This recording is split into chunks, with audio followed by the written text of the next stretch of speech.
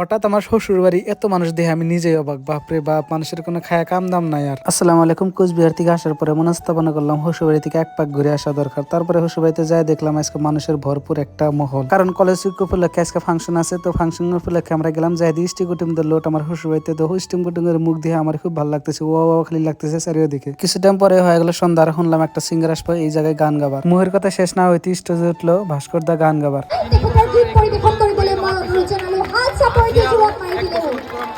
ধন্যবাদ। কলেজৰ অন্তিমখন দিনত আমাৰ ভাস্কৰ উজ্জ্বলা অসমৰ জনপ্ৰিয় কণ্ঠশিল্পী আহিছে। ইয়াৰ যিটো আমি প্ৰেম হেল্ল' আই লাভ ইউ ভালে আছে সকলোৱে?